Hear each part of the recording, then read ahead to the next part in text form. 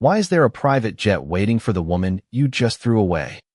The question moved through the courthouse hallway in a whisper, but it reached Ethan Cole before the ink beneath his signature had dried. He looked up from the divorce decree, annoyed that anyone had interrupted the photograph he had been preparing for the press. In his charcoal suit, with a silver watch at his wrist and Madison veil, standing close enough for the cameras to understand their relationship without being told, Ethan looked exactly like the man he wanted America to see: successful, controlled, and relieved to be free of a difficult marriage. 28-year-old Lily Cole stood near the tall courthouse windows with one hand beneath her 7-month pregnancy. Rain silvered the glass behind her. She wore a simple navy maternity dress, a cream coat, and the same pearl earrings her mother had given her when she was 16. Her face was pale, but her posture was steady. She had not cried when Ethan's attorney accused her of being emotionally unstable. She had not objected when Ethan insisted the marriage had failed because pregnancy had made her unreasonable. She had not mentioned the lipstick she found on his collar after he missed her maternal fetal medicine appointment. She had simply corrected 2 false statements in the settlement, protected her right to challenge any undisclosed debt, and signed. Her calm had unsettled Ethan more than anger would have. "You should wait inside until your ride gets here," he said, glancing toward the reporters gathering near the doors. "The weather is getting worse." Lily placed the decree in her worn leather handbag beside an ultrasound photograph and a sealed envelope that had arrived at her attorney's office that morning. "My ride is here," she said. A low roar rolled across the courthouse roof. Several reporters turned toward the windows. Beyond the river, a white Gulf Stream descended through the rain toward the executive airport. 3 black SUVs were already leaving the terminal. Ethan gave a small laugh. "That is not your ride." Lily did not answer. For most of their 6-year marriage, Ethan had treated silence as proof that he had won. He had never understood that Lily became quiet when she was deciding what she would no longer tolerate. The courthouse security director crossed the hallway with 2 paramedics and a gray-haired man in a dark overcoat. The older man did not look at the cameras. He looked only at Lily. He stopped several feet away, as though he feared one careless step might frighten her into disappearing again. "Lily Caroline Bennett," he said. The name struck Ethan with the force of a door slamming shut. Madison's fingers tightened around his arm. The older man was Augustus Bennett, founder of Bennett Aerospace, a private company whose engines, navigation systems, and emergency aircraft served hospitals, research programs, and defense contractors across the country. He had avoided interviews for more than a decade, appearing in public only at congressional hearings or memorials. Every business journalist in the hallway recognized him. Lily stared at him. The child beneath her heart shifted, and she placed her palm over the movement. Augustus saw it. His face changed. "My grandchild," he whispered. Ethan recovered first. "There has obviously been a misunderstanding. My wife never told me she was connected to your family." Augustus finally looked at him. "You lived beside her for 6 years," he said. "You let her help build your company. You watched her carry your child. If you knew nothing about her, that is not her failure." Cameras rose. Questions burst from every direction. Lily's attorney, Mara Ellis, stepped between the reporters and her client. "Give her space." One of the paramedics quietly wrapped a blood pressure cuff around Lily's arm. The reading made his expression sharpen. "Mrs. Cole, are you seeing spots? Any upper abdominal pain? Headache?" "I have a headache," Lily admitted. "And the baby has been quieter since this morning." Ethan's expression tightened, not with fear for her, but with awareness of the microphones. "She has been under stress," he said. "She tends to exaggerate symptoms when she is upset." The paramedic looked at him once, then returned his attention to Lily. "We are taking you to St. Catherine's. They have a level 4 maternal care unit and a neonatal team waiting." Augustus removed his coat and placed it over Lily's shoulders. "The jet brought me here. You are not getting on it. You are going by ambulance to the nearest hospital equipped to care for you and the baby." That simple statement corrected the rumors spreading through the hallway, but it made the truth more serious. The billionaire had not arrived to display wealth. He had arrived because someone believed his daughter and unborn grandchild were in danger. Lily held up the sealed envelope. "Did you send this?" "No, your mother did." The hallway seemed to contract around her. "My mother has been dead for 12 years. "I know," Augustus said. The letter was held under instructions that it be delivered only if your name appeared in a court filing involving the family trust. Your attorney found the trust reference in Ethan's financial disclosures yesterday. Mara nodded. One of the companies listed as his lender was tied to a Bennett trust. I contacted the trustee. The trustee contacted Mr. Bennett. Ethan's face lost color. Lily saw it. For the first time that morning, she understood that Ethan's fear had nothing to do with the private jet, the press, or the fortune attached to her birth name. He was afraid of the envelope in her hand. Then a sharp pain crossed Lily's abdomen. She bent forward, one hand gripping the window ledge. The paramedics moved at once. As they guided her toward the stretcher, the envelope slipped open. A single sheet fell onto the marble floor. At the top was her mother's handwriting. Lily, if this reaches you, the people who found you may not be the people who came to save you. The ambulance doors closed before Lily could read the next line. Inside, the paramedic dimmed the lights and placed monitors across her abdomen. The baby's heartbeat appeared on the screen, fast but present. Lily concentrated on that sound while rain struck the roof. Augustus rode beside her. Mara followed in one of the SUVs with the letter, Lily's handbag, and a copy of the divorce settlement. Ethan remained at the courthouse, surrounded by reporters and questions he could no longer control. Why now? Lily asked. Augustus looked older at close range. There were deep lines beside his mouth and a faint tremor in the hand resting on his knee. I have been looking for you since the night you disappeared. You had 12 years. I know. The absence of an excuse surprised her. After her mother's funeral, 17-year-old Lily Bennett had slept with a chair beneath her bedroom door. She had heard Caroline arguing with Augustus's younger brother, Conrad, about missing money, altered maintenance records, and a flight that should have been grounded. 2 nights later, Caroline's plane went down over Vermont. The investigation blamed ice and mechanical failure. Lily believed Conrad had arranged it. She had tried to tell her father, but every meeting was delayed, every message intercepted, and every adult around the Bennett estate told her grief had made her suspicious. Then Conrad entered her bedroom after midnight. He placed one hand against her throat and told her frightened girls often invented monsters because the truth was too ordinary to accept. Lily escaped through a garden window with cash from her mother's Bible and a silver key taped beneath the dresser. She waited for Augustus to find her. He never did. I filed reports in 6 states, Augustus said now. Conrad supervised corporate security. I did not know he was changing the reports before they reached me. He sent investigators to the wrong cities. He returned letters marked unopened. By the time I removed him from the company, the trail was cold. You removed him? 4 years after you vanished. I discovered financial irregularities, but not enough to prove what he had done to Caroline. He disappeared before the board could question him. Lily turned toward the window. And you never considered that the man stealing from you might also be lying to you about me? I considered it too late. His voice broke on the final word. The ambulance slowed at the hospital entrance. Nurses and physicians were waiting beneath the canopy. Lily was transferred through bright corridors to obstetric triage, where a maternal fetal medicine specialist introduced herself as Dr. Rebecca Shaw. Your blood pressure is dangerously high, Dr. Shaw said. Your lab results suggest severe preeclampsia, and the abdominal pain raises concern for a partial placental abruption. We are giving medication to lower your blood pressure and protect you from seizures. We are also giving steroids to help the baby's lungs in case we need to deliver early. Will she be all right?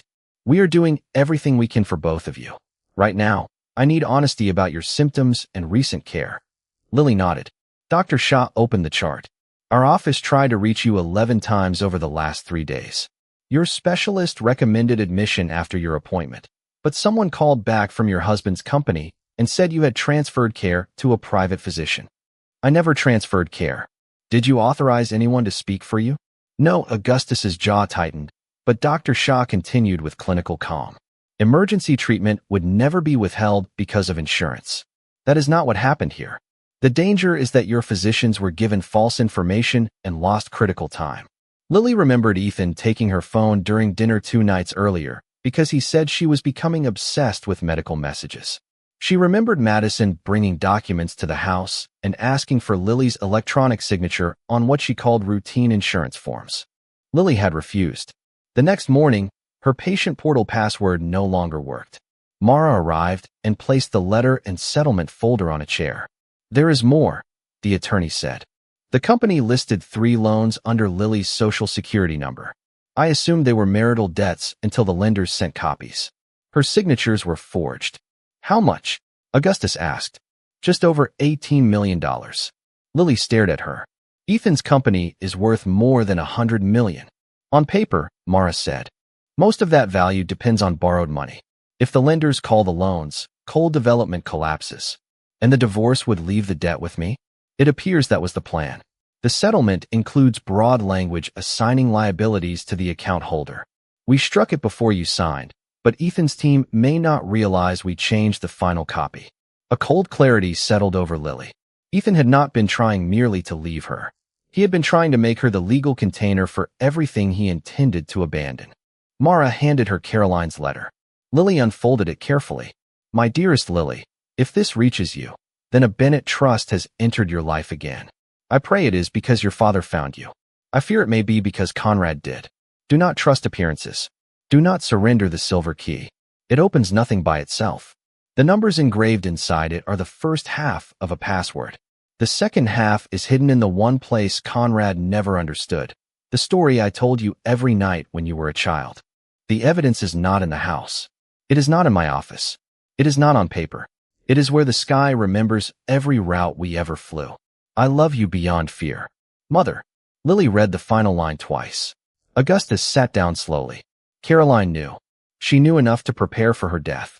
A nurse entered to adjust the fetal monitor. The baby's heart rate dipped, recovered, then dipped again. Dr. Shaw returned. "We are moving you to labor and delivery for continuous monitoring. If the pattern worsens, we will perform an emergency C-section." Lily closed her eyes. She had imagined meeting her daughter in a quiet room with Ethan beside her. She had imagined his hand in hers, his voice promising that whatever happened, they would face it together. Instead, her marriage was over. Her father had returned from the dead space of her childhood, and her mother's final warning lay open across her knees. "Where is Ethan?" she asked. Mara checked her phone. "His attorney says he is cooperating with investigators." Augustus looked toward the door. "No. His attorney says he wants us to believe he is cooperating." Lily pressed the call button and asked the nurse to bring a hospital phone. She knew Ethan's number by memory. He answered on the second ring. "Lily, thank God. They are saying things that are not true. Madison handled the medical calls. Conrad handled the loans. I can explain everything." Lily listened to the panic he had once trained her to mistake for sincerity. "Did you know who I was when you married me?" Silence. That silence ended the last illusion between them. "Ethan." "Yes," he whispered. Augustus stood very still. Lily's fingers tightened around the receiver. "Tell me the truth now, or the next voice you hear will belong to a federal prosecutor." Ethan's confession did not arrive as one clean admission. It came in pieces, each one dragged out by the fact that Lily already knew enough to recognize another lie. 6 years earlier, Cold Development had been one failed loan away from bankruptcy. Conrad Bennett offered Ethan $5 million, then introduced him to a young woman volunteering at a charity clinic under the name Lily Reed. Conrad said she had stolen from the Bennett family and might be carrying documents that belonged to him. Ethan's assignment was simple: become someone she trusted, learn what she knew, and report any contact she made with Augustus Bennett. "At first, I thought you were part of a family dispute," Ethan said. "I did not know about your mother. But you knew before we married." "Yes." "And you married me anyway." "Yes." The word seemed smaller each time he used it. He admitted that Conrad paid for the down payment on their first home. He admitted that Madison was Conrad's accountant before she became Ethan's investor and mistress. He admitted that the loans under Lily's identity had been created to move Cold Development's liabilities away from Ethan before the divorce. "What about the hospital calls?" Lily asked. "I told my assistant to redirect them to Madison because I did not want a medical emergency delaying the hearing." Augustus crossed the room, but Lily raised one hand.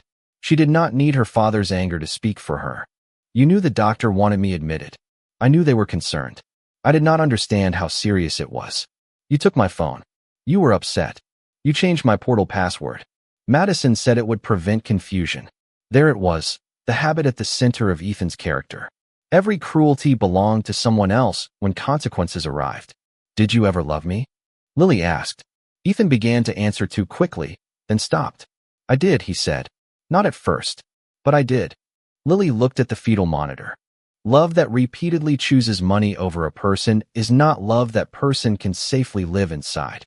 Mara placed the call on speaker and informed Ethan that investigators from the FBI and the U.S. Attorney's Office were reviewing the forged loan documents, unauthorized access to Lily's medical portal, and possible conspiracy connected to Caroline Bennett's death.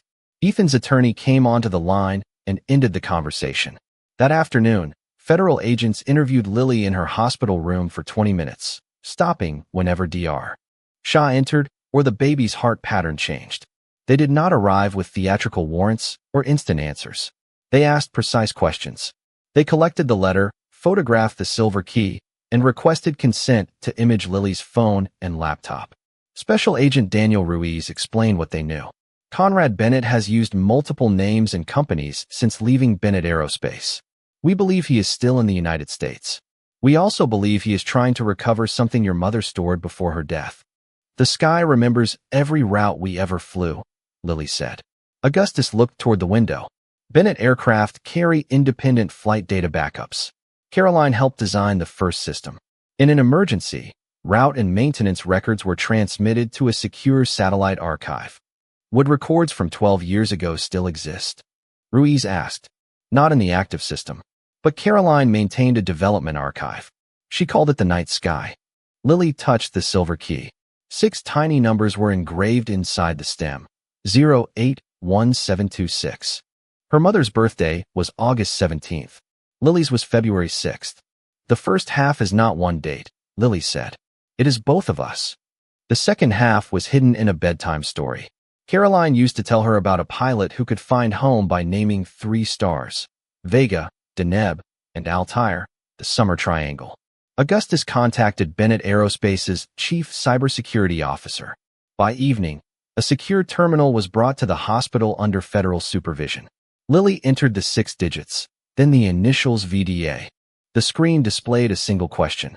Who taught you the sky? Lily typed, my mother. 47 encrypted folders appeared. No one celebrated. Evidence was not victory. Evidence had to be authenticated, understood, and defended in court. Technicians created verified copies while agents reviewed a sample. The files contained maintenance logs showing that a de-icing sensor on Caroline's plane had been deliberately disabled. There were payments to a mechanic through a shell company. There were messages from Conrad ordering a weather report altered after the crash. There were photographs of Lily taken in Boston years later. And there was a contract with Ethan Cole. The document did not order Ethan to kill Lily. It ordered him to keep her isolated, prevent her from contacting Augustus, and report any attempt to access Bennett family assets. A later amendment, signed by Madison, promised $10 million if Lily's claim to the family trust ended by death, incapacity, or permanent legal disqualification. Lily read the phrase twice. They were preparing alternatives, Mara said softly. Augustus turned away, one hand over his mouth. The files also contained a video Caroline recorded 3 days before her death. Her face appeared on the screen, tired but composed. If you are watching this, she said, then I was not able to finish what I started. Conrad has stolen from the company, but money is not the worst of it. He has sold access to systems that protect people in the air. I am going to Augustus and the board. If anything happens to me, do not let grief make you easier to deceive. Caroline looked directly into the camera. And Lily, my brave girl, none of this was your fault. Run if you must. Hide if you must. But one day, when you are safe, come home to the truth. Your father loves you. He is imperfect, but he is not your enemy. Lily covered her mouth. For 12 years, she had carried anger because it was easier than carrying hope. Now her mother's voice returned hope to her at the exact moment hope hurt most. Augustus sat beside the bed. I should have protected both of you. You should have listened to her, Lily said. Yes. You should have questioned Conrad sooner. Yes. You do not get 12 years back because you are sorry. No. She studied him, searching for the powerful man who might argue, bargain, or remind her what he had suffered. He did none of those things. But you came today, she said. I will come tomorrow too. And every day after that, whether you forgive me or not. Before Lily could answer, alarms sounded at the nurse's station. Not from her room. From Augustus's phone. A security camera at the Bennett estate had detected smoke in the West Wing. Agent Ruiz received a call seconds later. Federal teams monitoring the property reported that Conrad had entered Caroline's sealed study using an old service tunnel. He had expected the evidence to be hidden there. He is destroying the bait, Lily said. Ruiz nodded. And he may believe it is the only copy. On the secure terminal, a new login attempt appeared from the estate network. Conrad was trying to enter the night sky archive. Augustus ordered his security team to stay out of the building and let firefighters work. Ruiz agreed. No document was worth a life. Then a live audio channel opened on the terminal. Conrad's voice filled the room. Lily, he said, calm and almost affectionate. Your mother always did overestimate the value of a locked door. Lily leaned toward the microphone. And you always underestimated what she taught me.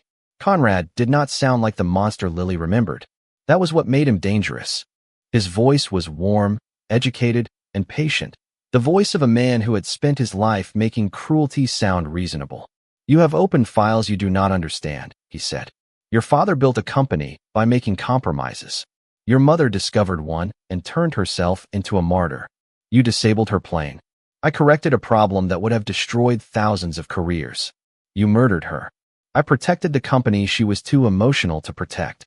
Augustus moved toward the microphone, but Lily stopped him. Conrad wanted his brother angry. Anger would let him control the conversation. You sent Ethan to watch me, Lily said. I sent him to keep you alive. Had I wanted you dead, you would not be speaking to me now. The statement was meant to frighten her. Instead, it revealed something to Agent Ruiz. He wrote a note and held it where Lily could see. Keep him talking. Team is tracking signal. What do you want? Lily asked. The archive key and a public statement that the files were fabricated by your father. In exchange for what? The chance to raise your child. Lily looked at the monitor beside her bed. That is not yours to give. Conrad laughed softly. You still think this is about morality. It is about leverage. Ethan understood that. Madison understood it. Even your mother understood it at the end. A second voice sounded in the background. Madison. Conrad. You said no one would get hurt. Her words were followed by a sharp command and the scrape of a chair. Ruiz's expression changed. Madison had disappeared after leaving the courthouse through a private exit with one of Conrad's drivers. Until that moment, investigators had not known whether she was fleeing with him or being held by him. Let her go, Lily said. Send the key. The key is useless without me. Then come to the estate. Dr. Shah entered as another contraction tightened across Lily's abdomen. She examined the monitor, then spoke quietly to the nurse. The baby's heart rate was showing repeated decelerations. We cannot continue this call, Dr. Shah said. We may need to deliver now. Conrad heard her. For the first time, strain entered his voice. Lily, listen carefully. Your daughter's inheritance activates only if she is born alive. You do not know how many people benefit if that does not happen. Every person in the room went still. The threat was no longer hidden inside contracts or careful phrases.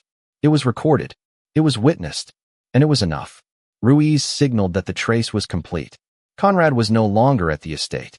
The call had been routed through the burning house. His real signal was moving north toward a private airfield near the state line. Lily understood the decoy. Conrad had started the fire to draw security south while he took Madison and the original maintenance ledger to a waiting aircraft. Go, Lily told Ruiz. Save her. We have teams moving. Do not wait for the ledger. Do not bargain with her life. Ruiz nodded and left. Dr. Shah came to Lily's bedside. The placenta is separating further. The baby is not tolerating it. We need to perform a C-section now. Lily's body began to shake. Augustus took her hand. I am here, he said. She looked at him through tears. Do not leave for Conrad. I will not. Not for the company. Not for the evidence. Stay with me. I am staying. Mara carried the verified archive copies to federal custody. Bennett Aerospace's board received a legal preservation notice. News organizations received no secret dump, no unverified spectacle, and no invitation to turn Lily's medical crisis into entertainment. The evidence would move through investigators and courts, where Conrad's money could challenge it but not erase it. As nurses prepared Lily for surgery, Ethan called again from the federal building. His attorney had negotiated a proffer session. He could provide information without receiving a promise of immunity. He was ready to identify Conrad's pilots, accounts, and escape routes. Lily almost refused the call. Then she answered. "I told them everything," Ethan said. "The airfield, the plane, the safe houses. I am going on camera with prosecutors." "Why?" "Because Conrad threatened the baby. He threatened me for years." "I know." "No, you knew. That is different." Ethan cried then, not loudly, not beautifully, and not in a way that asked anyone to admire him. The sound held no redemption. It held only recognition. "I loved you," he said. Lily closed her eyes. "You loved what I gave you. You loved the version of yourself you saw when I believed in you. But when protecting me cost you something, you chose yourself. I am sorry. I believe you are sorry." Hope entered his voice. Then Lily finished. "But being sorry does not make you safe." She ended the call and handed the phone to a nurse. The operating room lights were bright enough to erase every shadow. Augustus waited outside while the medical team worked. Lily remained awake behind the blue surgical drape, listening to Dr. Shah's calm instructions and the measured voices of the neonatal specialists. Minutes passed without shape.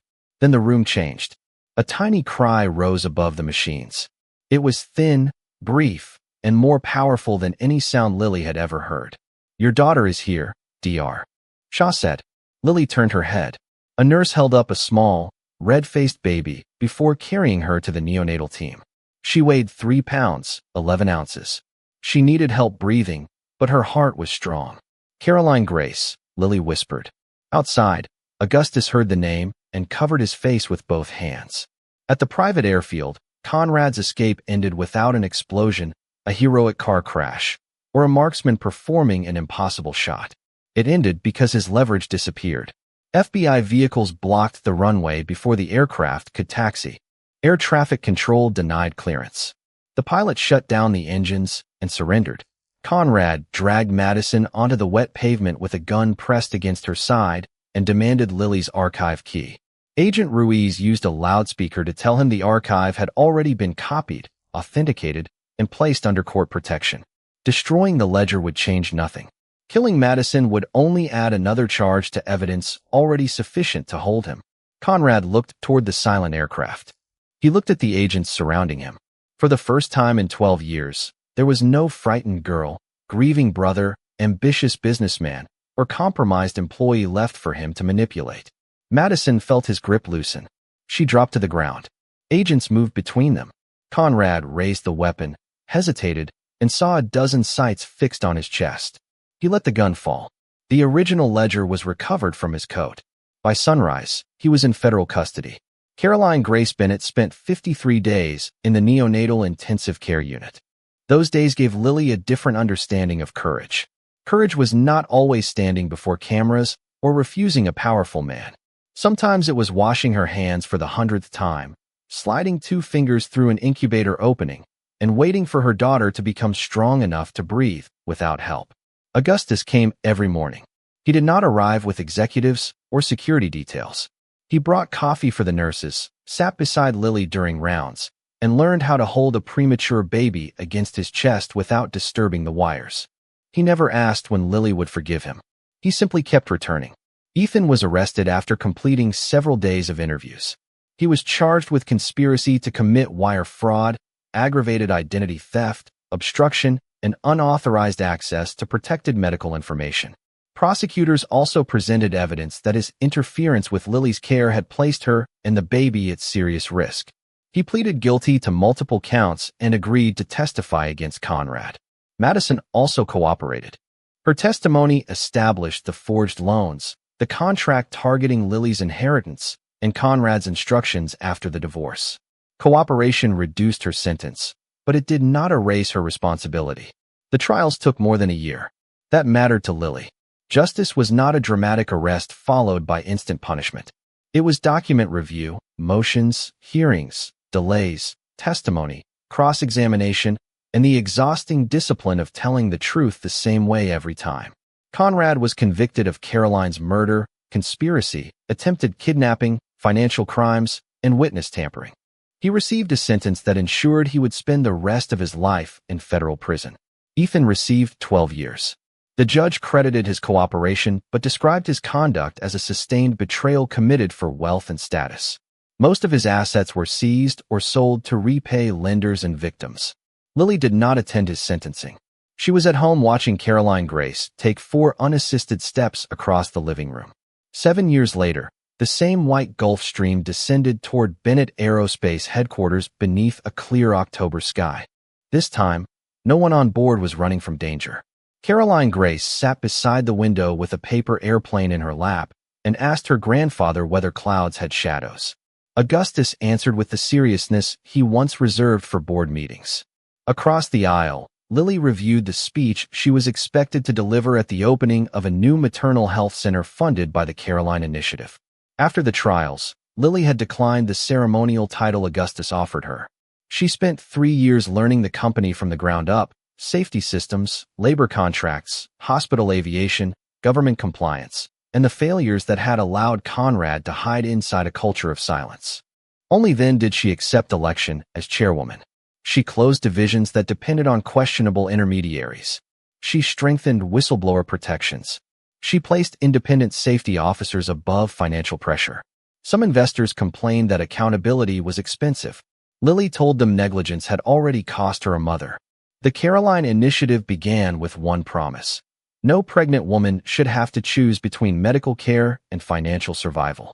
It funded patient advocates, emergency transportation, legal assistance for victims of coercive control, and temporary housing for women whose abusers used wealth as a weapon. Lily never presented herself as a rescuer. She hired people who understood that dignity required choices, not gratitude. At the new center, employees gathered with doctors, nurses, former patients, and families. A photograph of Caroline Bennett stood near the entrance, not the polished corporate portrait Augustus once preferred, but a candid picture of her laughing beside a test aircraft with wind in her hair. Before the ceremony, Augustus handed Lily a small archival box. Inside was the divorce decree from the courthouse. For years, Lily had kept it folded in the handbag she carried that day. The paper still held a faint rain stain near Ethan's signature. "You asked me to decide what should happen to it," Augustus said. Lily looked across the lobby at Caroline Grace, who was teaching 2 neonatal nurses how to improve a paper airplane. "Put it in the company archive," she said. "Not as proof that he lost everything. As proof that a contract can end a marriage without defining the woman who walks away." Ethan had requested contact twice from prison. The first letter was an apology. The second asked whether Caroline Grace might someday know his name. Lily did not hide the truth from her daughter, but she did not turn it into a bedtime story about villains either. She explained that Ethan was her biological father, that he had made harmful choices, and that consequences were part of telling the truth. Forgiveness, she taught Caroline, could release anger without restoring access. When the ceremony began, reporters expected Lily to speak about revenge, inheritance, or the private jet that had made her famous. She spoke instead about the people who had acted when action mattered. The attorney who read one suspicious line in a financial disclosure, the physicians who refused to dismiss a pregnant woman's symptoms, the agents who chose patience over spectacle, and the NICU nurses who celebrated every ounce Caroline gained. "Power is not proven by how many people fear you," Lily said. "It is proven by how many people become safer when you use it." After the applause, she stepped away from the podium and found her daughter waiting with the paper airplane. "Ready to go home?" Lily asked. Caroline slipped her hand into her mother's. Augustus joined them as they crossed the runway toward the Gulf Stream. 7 years earlier, Lily had believed the aircraft represented the fortune she never knew she still possessed. Now she understood what had truly waited outside that courthouse. Not rescue, not revenge, a choice. She could let betrayal become the final authority over her life, or she could carry the truth forward without carrying the men who had tried to bury it. Lily climbed the steps with her daughter beside her. The door closed. The engines rose, and the jet turned toward the open sky. Some men spend fortunes trying to measure a woman's worth. Lily Bennett had learned that dignity was never theirs to calculate.